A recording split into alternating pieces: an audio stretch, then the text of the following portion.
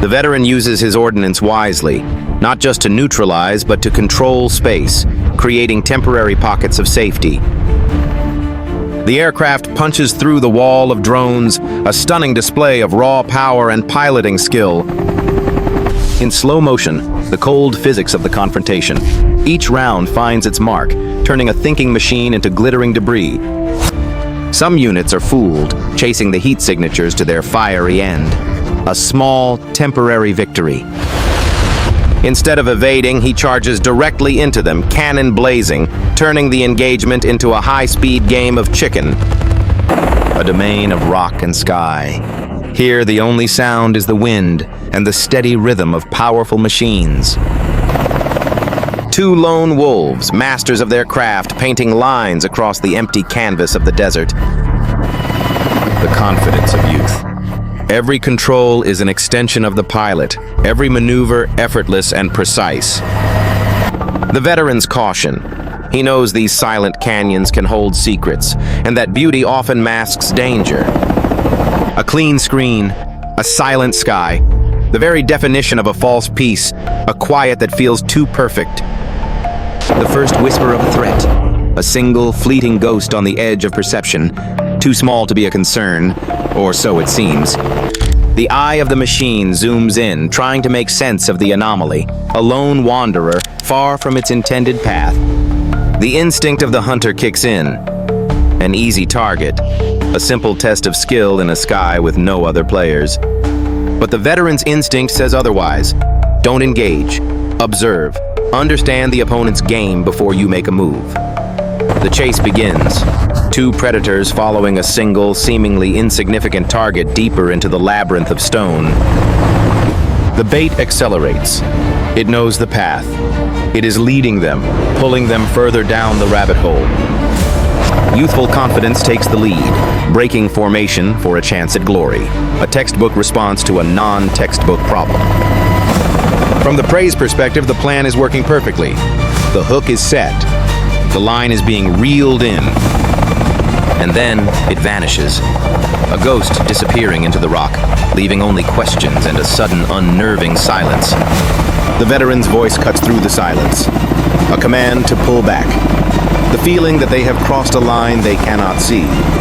The sky itself turns against them. The trap is sprung, not with a single opponent, but with a legion. The human response? Shock. The machine's response? The immediate execution of a complex, multi-layered plan. The logic of the swarm is simple. Overwhelm. Saturate the defenses. Turn the sky into an inescapable storm of metal. The first response is instinctual. The roar of the 30mm cannon, a tool of absolute dominance. In slow motion, the cold physics of the confrontation. Each round finds its mark, turning a thinking machine into glittering debris. The younger pilot joins the fray, his own cannon tearing holes in the advancing tide. But for every one that falls, two more take its place. The swarm's intelligence is in its numbers. It can afford losses. It probes, it tests, it learns from every failed approach. An evasion born of pure skill. A breathtaking maneuver that cheats physics for a split second. But the swarm is relentless. The veteran uses his ordnance wisely, not just to neutralize, but to control space, creating temporary pockets of safety. They descend into the canyons, using the ancient rock as a shield, a desperate attempt to change the rules of the engagement. But the swarm adapts. It flows like water, pouring into the narrow channels, its smaller size now a tactical advantage. A final defensive measure. Flares bloom in the sky, a brilliant, desperate attempt to blind the swarm's unblinking eyes. Some units are fooled, chasing the heat signatures to their fiery end. A small, temporary victory. But the swarm's true strength is its diversity. Some units guide themselves by other means. The onslaught continues. The first significant impact. Not a critical one, but a message. A statement that the defenses are being breached. The aircraft shudders, warning lights flash. The machine is wounded, its perfect harmony disrupted. A call between partners, a quick status check in the midst of chaos. The bond between the two pilots is their strongest weapon. The veteran stabilizes his damaged craft. He's still in the fight, but the clock is ticking. Their options are narrowing. They move into a back-to-back formation, a classic defensive posture. Each pilot now guards the other's 6. Then, a pause in the attack. The swarm pulls back, encircling them. It is not retreating, it is reassessing. A new unit emerges from the swarm, different, larger. It radiates an energy that the sensors cannot comprehend. The machine's eye struggles to analyze it. The readings are off the charts. This is not a kinetic weapon. It's something else entirely. It takes a position directly above the younger pilot's craft, a silent predator positioning itself for a new kind of strike. The veteran understands in a flash. The realization of the true threat comes a fraction of a second too late. Not an explosion of fire, but a silent, invisible pulse of energy, a wave of pure disruption. A silent pulse, and the modern world vanishes. The pilot is plunged into darkness, a ghost in his own machine. A state of total vulnerability. The aircraft, now just a mass of metal, begins its uncontrolled descent. The swarm senses weakness. 3 units immediately break off, streaking towards the helpless target. No hesitation. The veteran makes a choice. He abandons his defensive position and dives to intercept. He places his machine between his partner and the inevitable, a shield of steel and willpower. The first impact is absorbed by the veteran's aircraft, the sound of a heavy, brutal collision. The second unit is neutralized by a burst of close-range fire, a testament to the pilot's unwavering focus. The third scrapes across the top of the canopy, a near miss that still inflicts significant damage. The veteran's machine is now heavily compromised, trailing smoke. He has bought his partner time, but at a tremendous cost. Inside the darkened cockpit, a frantic effort. The pilot ignores the advanced systems and falls back on pure manual controls. The flicker of a single backup screen, a sign of life, a glimmer of hope in the electronic darkness. He wrestles with the controls, fighting against gravity and damaged hydraulics, slowly pulling the craft from its dive. His vision returns to a sky filled with chaos, his gaze locking onto the sight of his partner, alone against the entire swarm. The swarm's cold logic has shifted. It now focuses all its attention on the wounded, isolated target. Grief turns to fury. The younger pilot is no longer just defending. He is fighting back with a vengeance he didn't know he possessed. He pushes his machine past its limits, the engines screaming in protest, his focus absolute. A full barrage of ordnance is released, not as a defensive measure, but as a statement of pure, unadulterated defiance.